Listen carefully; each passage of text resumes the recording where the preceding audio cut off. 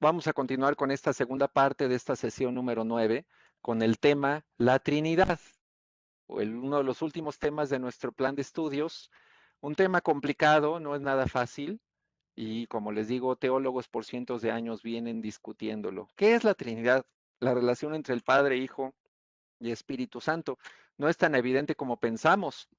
Ah, Tiene desde que empezó el cristianismo, unos que serán 150 años después de iniciar la fe cristiana, se empezó esta cuestión a plantear cómo es la relación entre el Padre, el Hijo y el Espíritu Santo, y de ahí pues han venido diferentes razonamientos de diferentes estudiosos de la iglesia primitiva, grandes teólogos como San Agustín, Gregorio y varios más que han tratado de poner su granito de arena para explicar esto.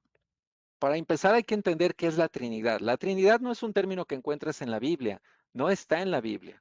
Si alguien te pregunta, a ver, explícame la Trinidad con la Biblia, bueno, no está en la Biblia el término. Ah, por eso nos tenemos que ir al diccionario de la lengua española, que la define como unión de tres personas o cosas del latín tardío, ni siquiera del griego, del latín tardío, trinitas. ¿Ok? Entonces, es un término inventado por los hombres. Sí, es un término inventado por los hombres para tratar de explicar cómo es que esas tres entidades divinas se relacionan. Y sí, es una doctrina creada por la iglesia 100%. No es una doctrina que explícitamente por nombre viene en la Biblia, sino la iglesia la creó para poder explicar un misterio que estaba generando grandes dificultades en la época, especialmente después de las grandes persecuciones, cuando ya la iglesia se pudo tranquilizar un poquito y tuvieron más tiempo para pensar, empezaron estas grandes controversias. Aquí tenemos la historia del origen de la doctrina de la Trinidad. Déjenme ver si puedo poner aquí mi colorcito, ¿ok?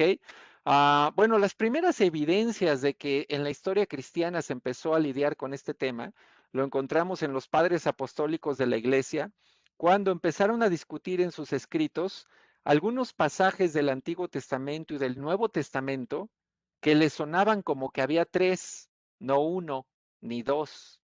Pasajes como Salmos 2, 7 y 110.1, que mencionan mi Hijo y mi Señor, o los plurales de Dios, de Génesis 1:26, hagamos al hombre a semejanza.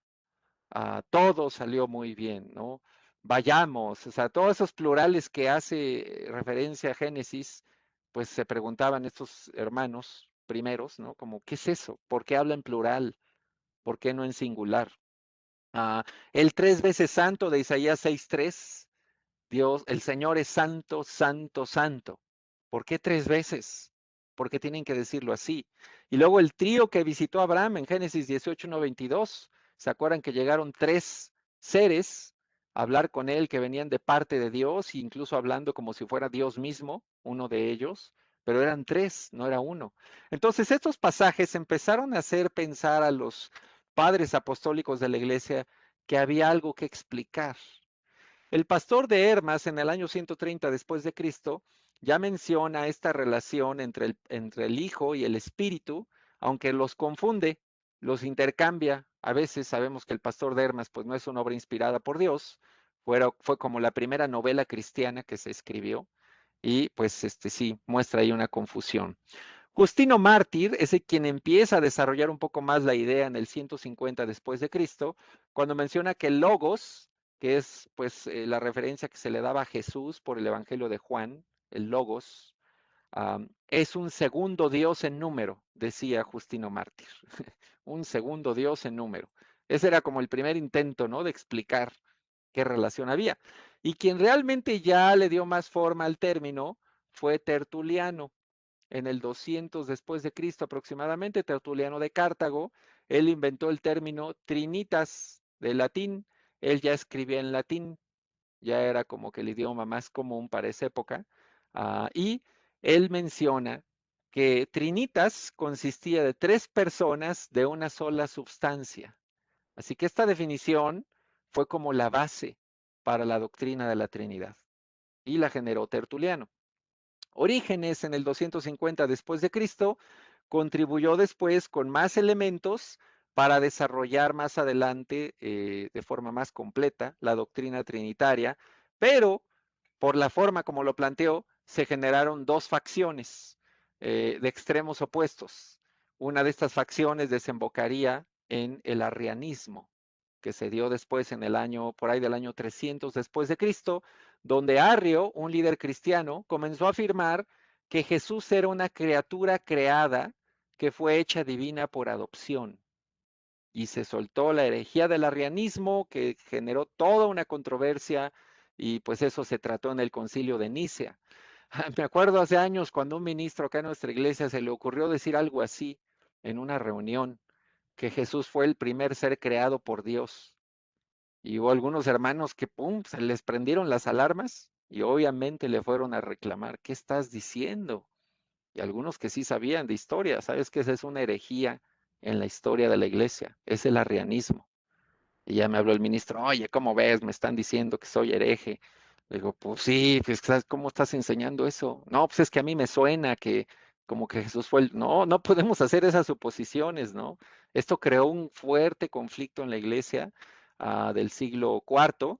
Y en el concilio de Nicea, trataron dentro de varios temas la controversia arriana y fue chistoso porque como que no querían darle mucha importancia, venían saliendo de la persecución imperial romana, Constantino ya había decretado la tolerancia para los cristianos, la paz, y todos los obispos estaban como, ya no queremos más problemas, ya solo queremos disfrutar, ya nos cansamos de ser perseguidos, y dejaron hasta el final esa discusión.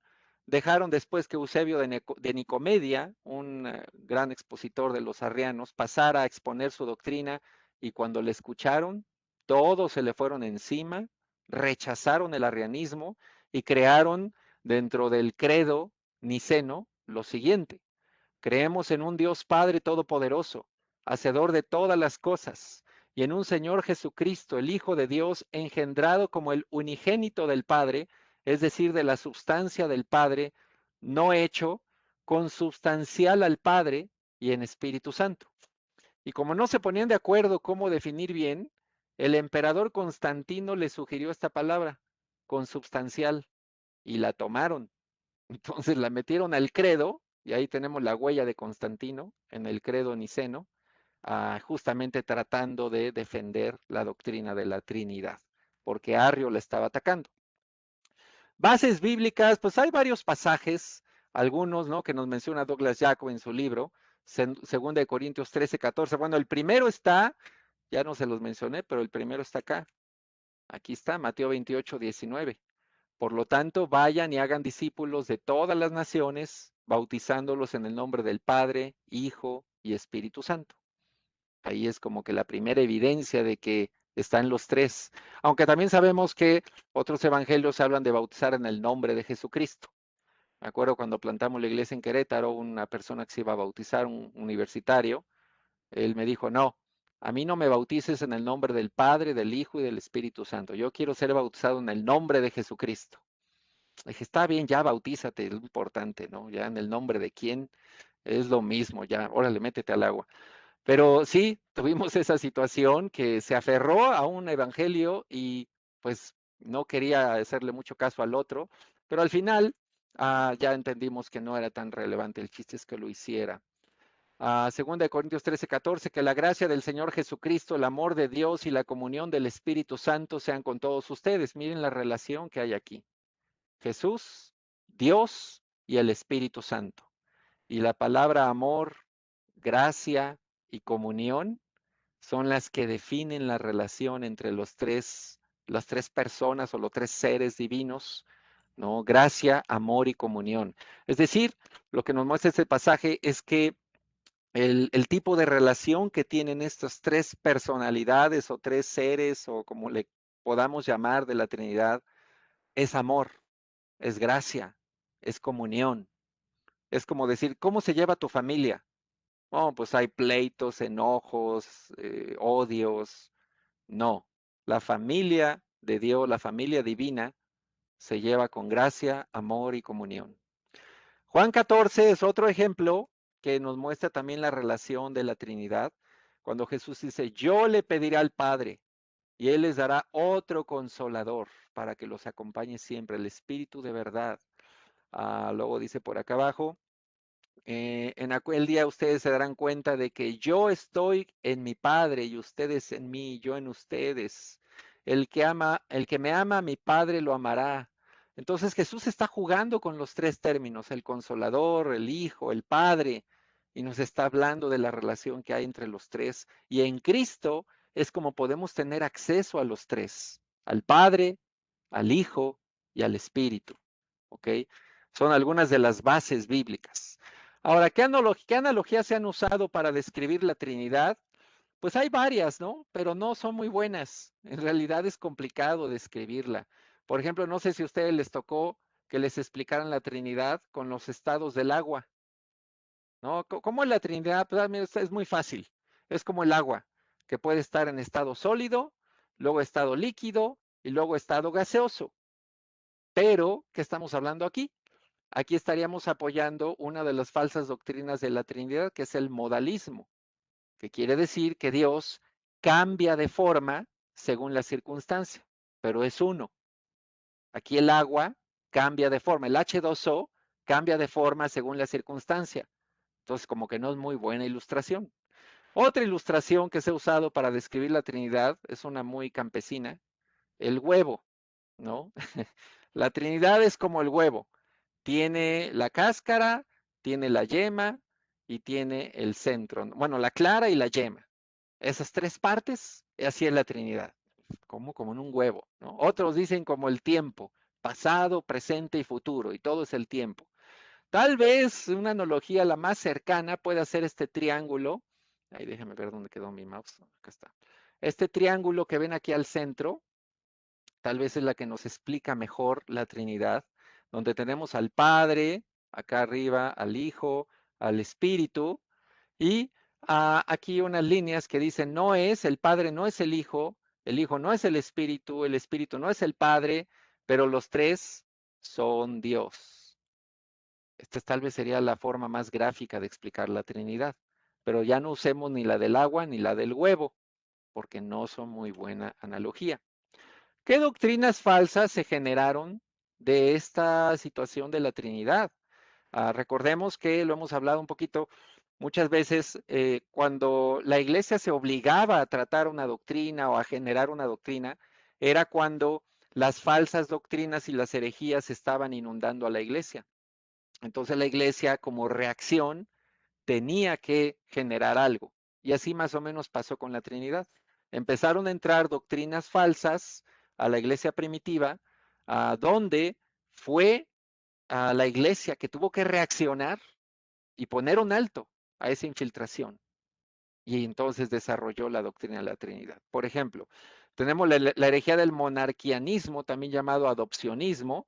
Aquí están los promotores, Teodoto de Bizancio, Pablo de Samosata, que decían, Jesús se volvió Cristo en el bautismo y fue adoptado por el Padre hasta después de su muerte.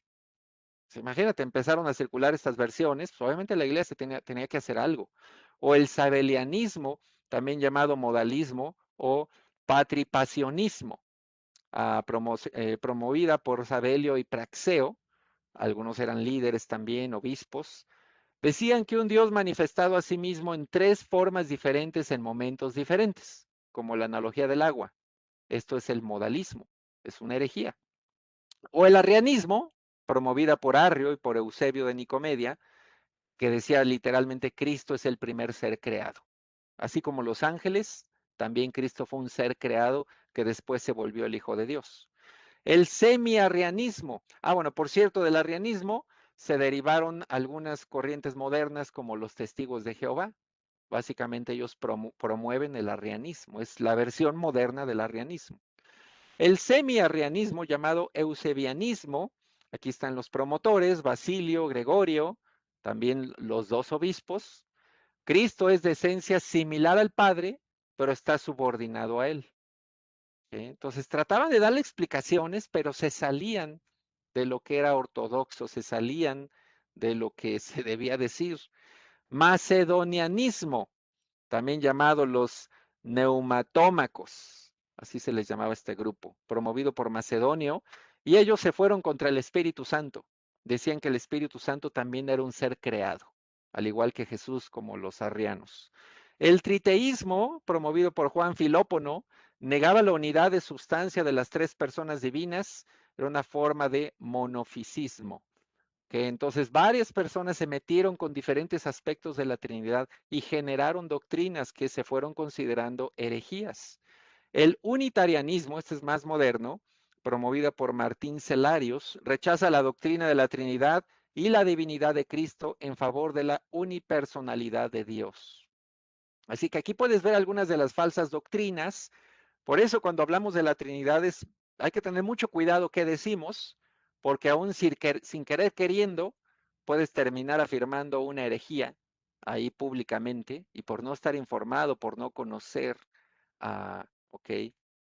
Conclusiones, como les digo, no podemos darles aquí una respuesta definitiva a un tema que los teólogos vienen discutiendo por siglos y todavía no encuentran la mejor forma de explicarlo. Tal vez va a ser uno de los grandes misterios de la Biblia. Y algún día, cuando veamos al Padre, al Hijo y al Espíritu Santo cara a cara, tal vez vamos a entender cómo se llevan. Pero ¿qué no es la Trinidad? No es que hay tres dioses. Eso no es. No podemos decir eso porque eso es triteísmo, politeísmo. No hay tres dioses. Tampoco que Dios se transforma de una persona a otra. Esto tampoco es, ¿ok? Así que no es ni una ni la otra, porque Dios no está cambiando de forma según la circunstancia, pero es el mismo Dios. Tres, que podemos orar a Jesús. Caray, visualizando la pantalla. A ver, alguien está tomando el control de la pantalla.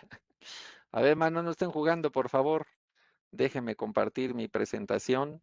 No jueguen con Webex. Aquí tenemos otra.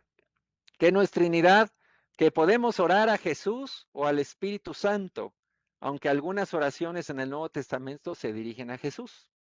Aquí hay que tener cuidado.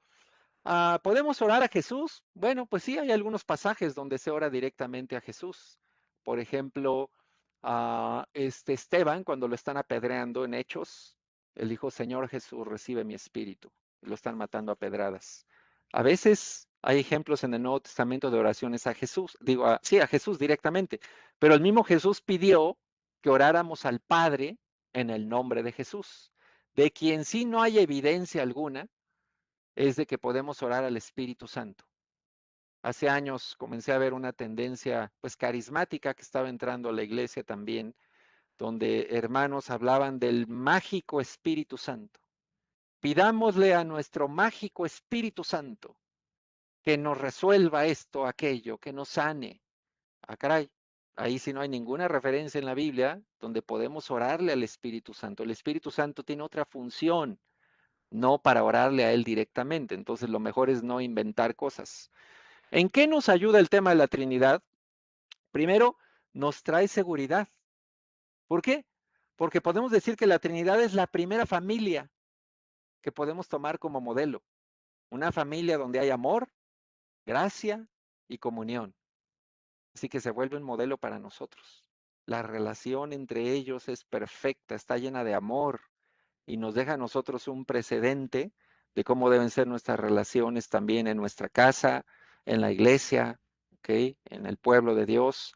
Dos, nos ayuda a comprender el amor de Dios, justamente porque podemos ver cómo esas tres partes de la Trinidad tienen una comunión perfecta, una comunicación perfecta, cada uno hace su parte y nos muestra nuevamente el gran amor que Dios tiene y que Él es. Y tres, nos ayuda a ser humildes ante Dios. ¿Por qué? Pues porque todavía no podemos comprenderlo bien y seguimos tratando de explicar este concepto, pero el hecho mismo de que es algo que no hemos podido entender bien, nos lleva a ser humildes, a hacernos chiquitos y a entender que Dios es algo muy grande que ni siquiera en esta vida vamos a alcanzar a describir completamente. Un día lo vamos a comprender, como dice Corintios, algún día lo conoceremos todo, pero no hoy, no en esta vida al menos, tal vez la siguiente vida, la eternidad con Dios, ahí lo entenderemos. ¿Okay? Entonces, esto es básicamente el tema de la Trinidad, a resumidas cuentas. Y ahora sí vamos a ver algunas preguntitas que tengan sobre el tema de la Trinidad, ya para terminar la sesión. ¿Alguna duda, alguna pregunta? Acá Omercinda nos escribe, yo lo explico de la siguiente manera, abro mi Biblia en tres partes y digo son tres con diferente actividad, pero cierro mi Biblia y son uno. Ok, esa ilustración no la había escuchado, Omercinda, está muy creativa, pero creo que se queda muy corta con lo que acabamos de describir ahorita. La mejor ilustración, si quisieran usar una, es la del triángulo. Esa sería la mejor. Pero las demás, por un lado o por otro, se quedan cortas y aún algunas pueden parecer como una falsa doctrina. Así que hay que tener cuidado en las ilustraciones porque es un tema delicado. Vámonos con Héctor Cruz, luego Sandra Grimaldo y luego Lina y Andoreni, por favor.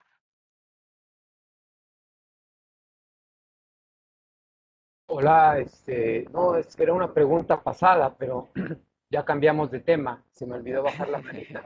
Era del tema anterior. Ok. ¿Y cuál era?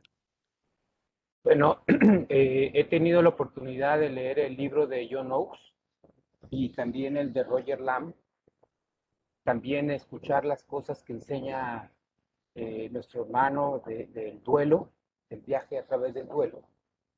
Y en todos los casos, ellos mencionan una idea de que en el principio, cuando tratamos de presentar argumentos, no debemos llegar con una actitud teológica, que cuando una persona está en un sufrimiento extremo, necesita más empatía, amor, acompañamiento, ser escuchado.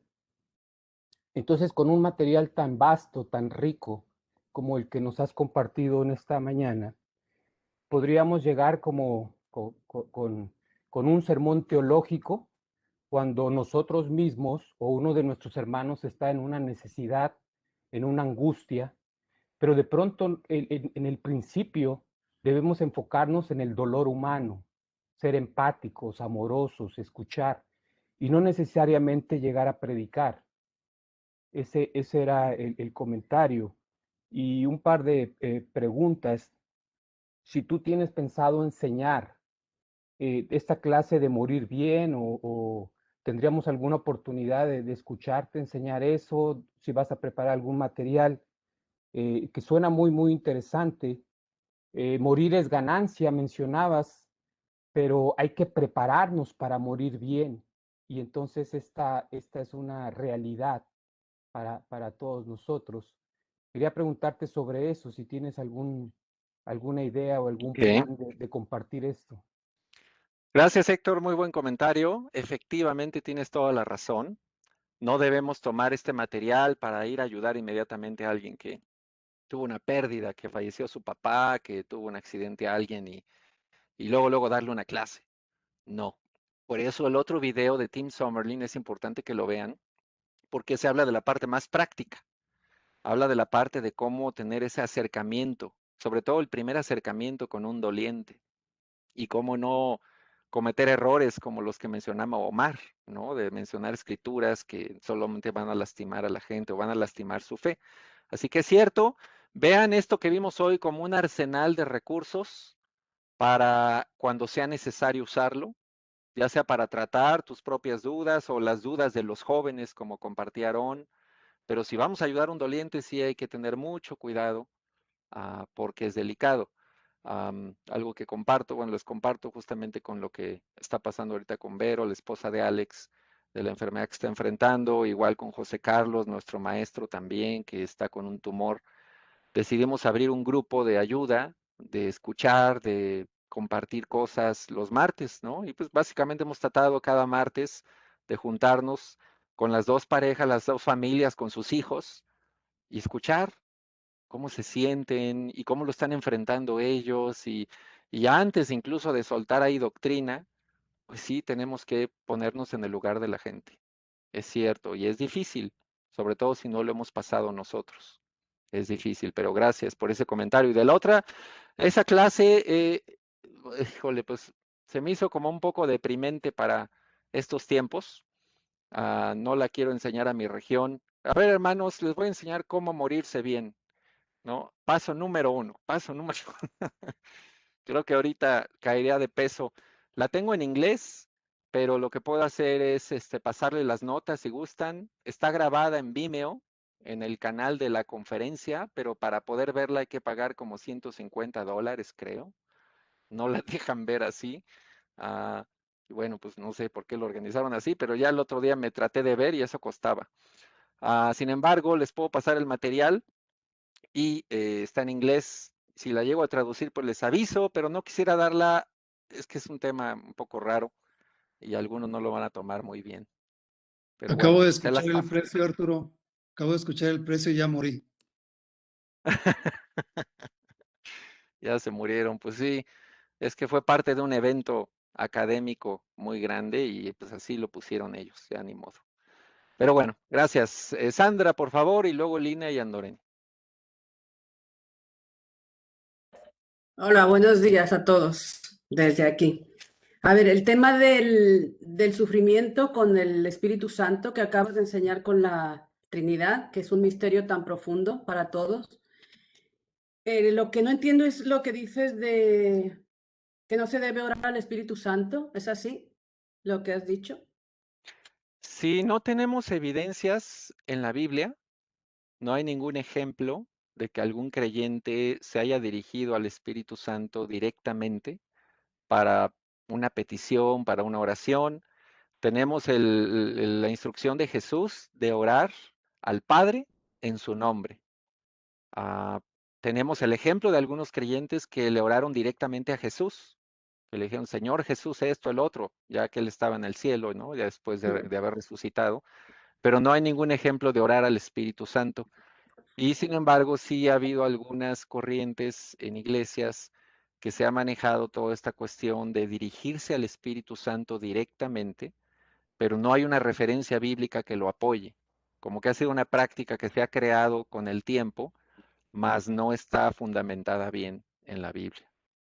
Bueno, yo Ese- lo digo, sí, sí, porque se enseña en muchos lugares esto, ¿no? Que oremos al Espíritu Santo. Porque, a ver, yo lo entiendo así, porque el Señor Jesús cuando se fue dijo que no nos dejaría huérfanos, sino que dejaría al Consolador.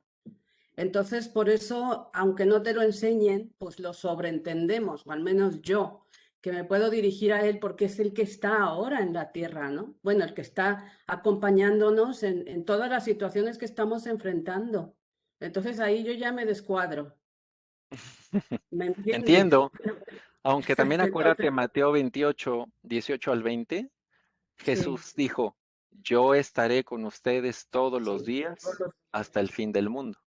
Entonces Entonces, Jesús, alrededor del Espíritu Santo, por ejemplo, ahora con esto, yo doy, como siempre, lo que se vive aquí, ¿no? En cuanto al sufrimiento y el terrorismo que se ha vivido aquí tan terriblemente, yo no conozco ni he oído de nadie absolutamente que diga, lo perdono para estar bien, ¿no? Mucha gente que sufrió por la ETA, que mataron a sus familiares, no, nadie, no hay ni, yo no lo he oído, a lo mejor hay que diga, yo le perdono para no sufrir. No. Y ahora con el coronavirus, que ha habido tantísima gente sufriendo, parece que se ha ablandado cierta parte de la población, ¿no? No ha habido tanto rechazo, tanto resentimiento. Ha sido peor entre los cristianos que se han dejado de la fe, porque como no ha habido reuniones de iglesia, estamos todos con las nuevas tecnologías, pero no nos gusta mucho estar en la iglesia en línea. Al menos los que yo conozco, no nos gusta mucho. Entonces, la respuesta en los hospitales es donde se ha visto más sensibilidad a Dios, ¿no? Pero entonces ahí, ¿cómo podemos decir de orar? Por el ok, Espíritu Santo me refiero, ¿me entiendes? Porque es sí, tan importante y tan difícil de entender la Trinidad, digo, la Trinidad. Nosotros como ministros o como servidores en una congregación, ¿no? ¿Cómo lo podemos, es que no sé explicarme, cómo lo podemos, cómo nos apoyamos? Y siempre nos hemos apoyado en el Espíritu Santo. O sea, no, entiendo. al menos yo. Sí, mira, aquí este es un tema de estudio más profundo sobre lo que es el espíritu. Sí. Puedo recomendarles un libro que justamente escribió Douglas Jacoby, también el hermano que nos dio la primera clase del curso, que se llama El Espíritu, donde profundiza, y siempre desde el punto de vista bíblico, cómo funciona el Espíritu, cómo trabajaba, qué relación había con los creyentes, cuándo se obtenía el Espíritu Santo, que es otra pregunta importante que hay que averiguar. Pero lo que también hay que identificar es que a través de los siglos en la historia del cristianismo, diversas prácticas empezaron a darse. Por ejemplo, si tú rastreas históricamente, ¿cuándo fue la primera vez que la gente llamada cristiana le oró al Espíritu? No lo vas a encontrar seguramente en los primeros 18 siglos de la fe cristiana.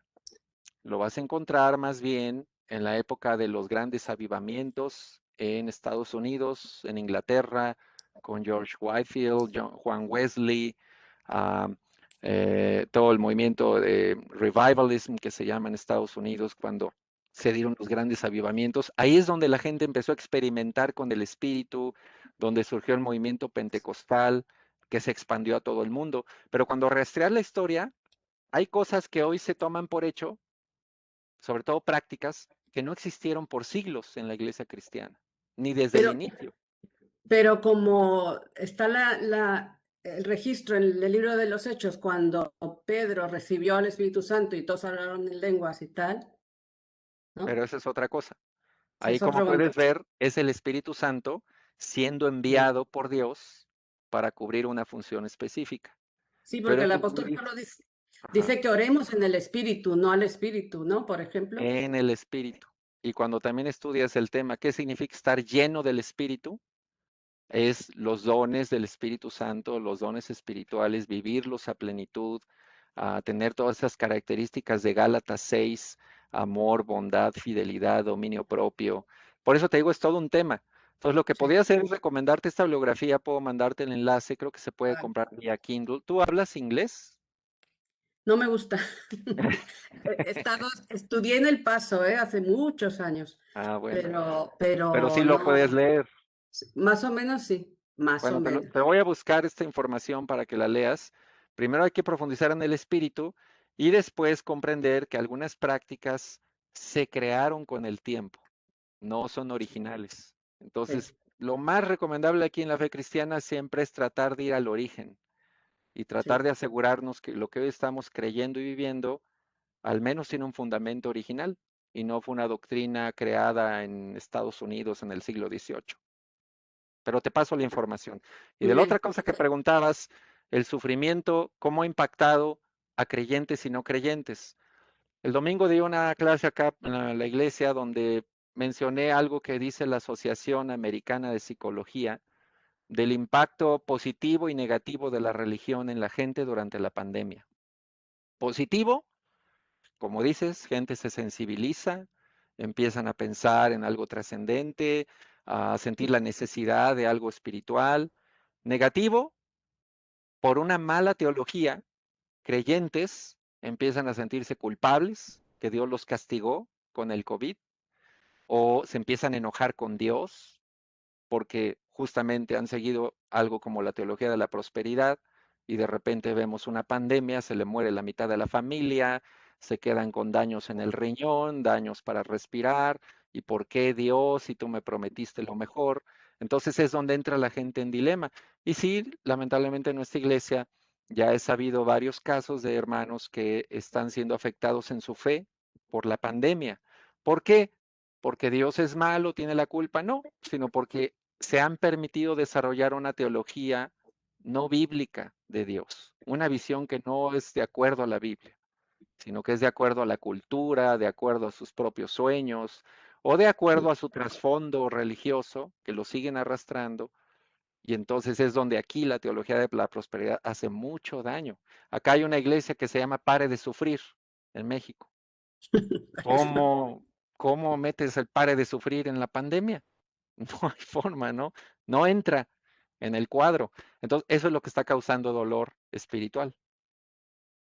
¿Ves? Entonces, sí, la religión es un arma de doble filo. Cuando no hay buena teología, te puede llevar a pasarla muy mal. Muy bien. Gracias, Vale, Sandra. Y te mando gracias. eso sin falta, ¿eh? Para que lo Vale, puedas checar. gracias. Muy bien. Lina y Andoreni, luego Romeo y luego Benito Juárez. Bueno, Sandra, más bien, no Benito Juárez. Gracias. Gracias, Arturo.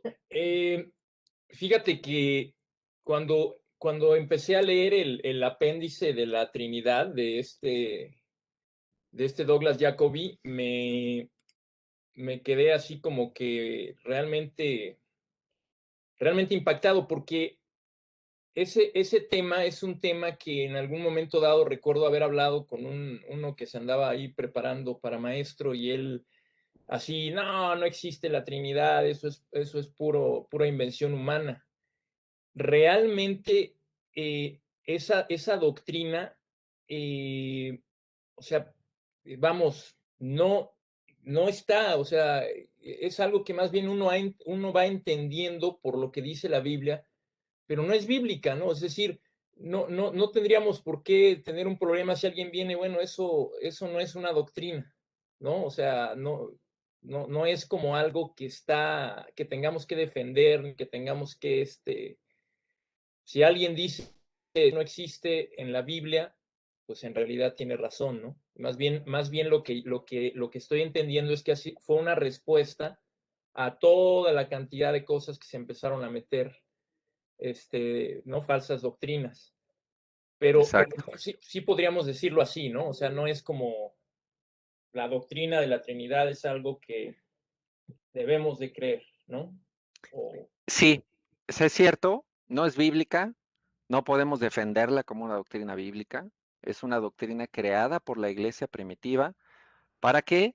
Para contrarrestar cosas muy dañinas que estaban entrando, como esto del modalismo, como el arrianismo. O sea, ya vieron la tabla. Cuando empiezas a ver todo lo que enseñaban, dices, estos cuates, ¿de dónde se les ocurrió eso, no? Que Dios se cambia de formas, que Dios... Entonces la iglesia primitiva dijo, no, tenemos que parar esto. Y como muchas veces lo hicieron, respondieron a la herejía creando esta doctrina. Igual el canon del Nuevo Testamento. El canon surgió por lo mismo, por una herejía que entró con Marción, que quitó de los libros inspirados a varios, y entonces la iglesia respondió haciendo el canon. ¿El canon es bíblico? No, fue una cosa que los líderes de la iglesia organizaron para defender la integridad de las escrituras. Así lo podemos ver, sin embargo, no es una mala doctrina. O sea, ya que lo empiezas a estudiar, pues tiene sentido, tiene forma, es bueno tener algo con lo que podamos explicar, pero sí hay que entender, no va a haber una respuesta satisfactoria para todos. Al final va a quedar la interrogante en el aire y es un misterio que yo creo que hasta que estemos en la presencia de Dios vamos a entender. Así que no hay que angustiarnos en extremo por saber si entendemos o no la Trinidad. Un día lo vamos a saber. Gracias. A ti, Romeo. Sí, gracias. Dos cosas. Primero, el tema anterior que preguntaban acerca de que si Dios era el creador de la maldad. En física, cuando estudiamos el fenómeno de la oscuridad, en verdad no se estudia la oscuridad, se estudia el fenómeno de la luz. Y yo he explicado eso a las personas que preguntan, que realmente la maldad es una ausencia de Dios. De hecho, en Génesis 3, cuando hubo la desobediencia, ya estaba implícita la ausencia de Dios. Sobre todo en jóvenes que afirman esto, ¿no? Como un Dios de amor crea al hombre para después concederle la maldad y después castigarlo, ¿no? Como una sentencia de ejecución. Entonces, más bien es la ausencia de Dios. Nada más quería comentar eso porque quedó ahí. Pero una pregunta con respecto a la Trinidad, que compartes, ¿no? Que no podemos orar al Espíritu. Nomás pregunta, entonces, la función del Espíritu en Romanos 8:26 dice, asimismo, en nuestra debilidad el Espíritu acude a ayudarnos. No sabemos qué pedir, pero el Espíritu mismo intercede por nosotros con gemidos que no puede expresarse con palabras. Y Dios, que examina los corazones, sabe cuál es la intención del Espíritu, porque el Espíritu intercede por los creyentes conforme a la voluntad de Dios. Pregunta, dentro de las funciones del Espíritu, del rol del Espíritu, es llevar nuestras oraciones a Dios. Los evangélicos dicen, es que yo oro en el Espíritu, y algunos que hasta afirman, ¿no? Es que yo le oro al Espíritu, pero aquí Pablo está enseñando entonces que la función del Espíritu es interceder por nosotros ante Dios. No me queda claro. Efectivamente, es una de las funciones del Espíritu, no es la única, porque ya Jesús en Juan 16 habla del Consolador. Voy a enviar al Consolador. Entonces, cuando ya estudias el tema del Espíritu, te das cuenta que cubre varias funciones. Una de ellas fue recordar a los apóstoles lo que Jesús les enseñó. Esa es una de las funciones. Otra era hacer ese trabajo de consuelo, de guía, y otra es la que estás diciendo. Pareciera que lo que Pablo está diciendo es que cuando un creyente ora, como el Espíritu Santo ya mora en el creyente, al momento de estar orando él en su idioma que conoce, algo espiritual está sucediendo. Algún tipo de conexión espiritual se está dando, donde el Espíritu Santo dentro del creyente lo conecta con el Padre. Esto es un privilegio, es una gran bendición. No nos damos cuenta. Por eso la Biblia dice, no dejen de orar, perseveren en la oración, siempre oren, porque hay algo poderoso que pasa cuando un creyente ora. Y creo que esa escritura nos da la respuesta. Tiene que ver con esa conexión del Espíritu con el Padre, en el creyente humano imperfecto y pecador, pues ahí el Espíritu está trabajando. Más no hay evidencia suficiente con ese pasaje, nada más, de que el Espíritu tenga un idioma especial que nos enseña cómo orar ahí, que hay que repetir el idioma de los ángeles, o que podemos orarle al Espíritu. No hay evidencia suficiente como para esa práctica. Más bien nos habla de una función interna del Espíritu, algo que pasa acá adentro y que solo Dios ve, solo Él lo ve. Es Ok, lo que entiendo, gracias, Arturo. pero bueno. De nada, vámonos con Sandra y después Ángel. Y ya terminamos. Hola, hola Arturo. La pregunta soy yo. Bueno, Víctor. Saludos a todos. Primero un comentario de lo del bautismo, ¿no? Si es en el nombre del Padre, el Hijo, del Espíritu Santo o en Jesús. Digo, yo para no errar, mejor digo, más vale que sobre y que no que falte. Mejor entre los tres. No, si vaya que es un tema, ¿eh? También me ha tocado esa pregunta, pero bueno, mi pregunta no era esa. Arturo, en la Trinidad también se habla de este concepto, ¿no? Dios Padre, Dios Hijo, Dios Espíritu Santo, como que pareciera confuso, ¿no? O sea, ¿es un solo Dios o es un Dios dividido en tres? ¿Cómo podemos manejar este concepto? Bueno, de la primera parte, cuando esa persona me pidió que lo bautizara en el nombre de Jesucristo, sí me puse a estudiar. A ver, vamos a ver qué ejemplos hay de bautismos, qué fórmula de bautismo se usó, y me di cuenta que había más ejemplos de bautismos en el nombre de Jesús que en el nombre del Padre, el Hijo y el Espíritu Santo. Entonces, pues podemos comprender que no era algo que dañara la salvación o la fe de la persona, lo podíamos hacer porque lo hacían los primeros cristianos. Y así lo hice. Pero sí, lo mejor, como dices, es seguir lo que Jesús dijo, el Padre, el Hijo y el Espíritu. ¿Ok? De la otra, pues esa pregunta es el tema de toda la clase, cómo explicar la Trinidad. Ah, hoy solo les di alguna guía, algunas herramientas, algunas ilustraciones que funcionan mejor que otras, pero como les digo, no va a haber una explicación tan satisfactoria o que a todo mundo le quede súper claro. Oh, ya entendí al 100% la Trinidad. No creo que vamos a llegar a ese punto. Los grandes teólogos, ninguno de ellos te puede afirmar, ya lo comprendí al 100%, ya me sé toda la verdad de la Trinidad. No es posible. Lo único que podemos hacer con la gente, con las personas y con nosotros mismos es entender los principios, entender que es una forma de tratar de explicar esa relación, proveer alguna ilustración que ayude un poquito, pero realmente no podemos hacer más. La duda se va a quedar y creo que está bien.